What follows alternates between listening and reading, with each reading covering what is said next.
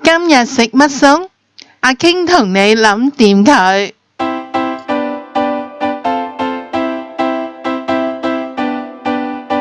蝦米豆腐，我哋大家嚟睇下我哋嘅材料先。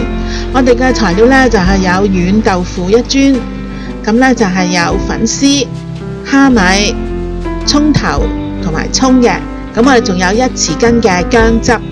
嗱，嗰啲嘅粉絲呢，我哋呢就洗乾淨佢之後呢，用清水浸15分鐘。蝦米亦都係洗乾淨佢，用清水浸15分鐘。葱呢，我哋就切粒啦，葱頭就切片。首先我哋煮咗個粉絲先。嗱，浸軟咗嘅粉絲啦，我哋用呢就係少少嘅雞湯啦，嚟到呢就係煮腍佢。嗱，因為雞湯本身有味噶啦，咁所以我哋嘅粉絲呢就唔需要呢再加任何嘅調味噶啦。咁我哋就係咁樣輕輕咁煮佢啦。嗱，你望下啦，煮到咁樣嘅狀態呢，嗱，咁就得噶啦。咁我哋呢就將啲粉絲呢就放喺個碟嘅底度，跟住呢我哋呢就將個軟豆腐呢就放上頂啦。咁跟住呢我哋呢就加少少嘅雞湯啦喺個旁邊度先。咁我哋呢就可以呢就放入微波爐呢叮佢2分鐘。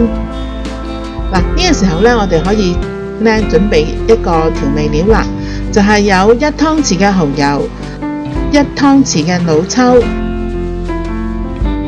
1茶匙嘅糖。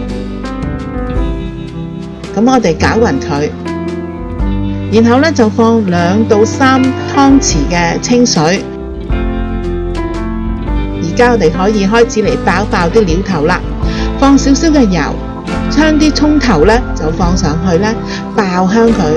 嗱，用中火慢慢爆，咁你爆到聞到佢有香味啦，同埋金黃色，咁我哋呢就可以放我哋嘅浸好咗嘅蝦米落去爆啦。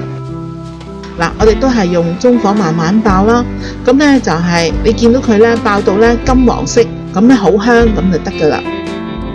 我哋呢就將1湯匙嘅薑汁呢放落去，哇，好香啊！咁跟住呢就灒少少嘅紹興酒，咁我哋呢就再加埋啲葱粒啦。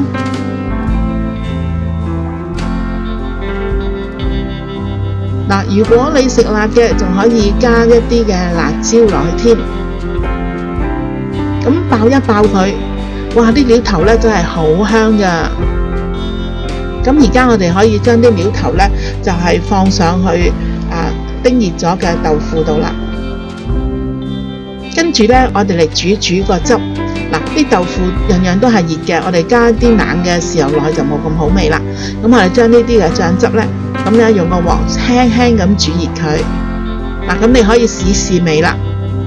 咁我哋跟住呢就將佢淋上面，好香噴噴啊！咁惹味嘅蝦米豆腐，你哋都快啲嚟煮啦！想知我下次煮啲咩？快啲訂閱我嘅頻道啦！記住同你嘅朋友分享啊！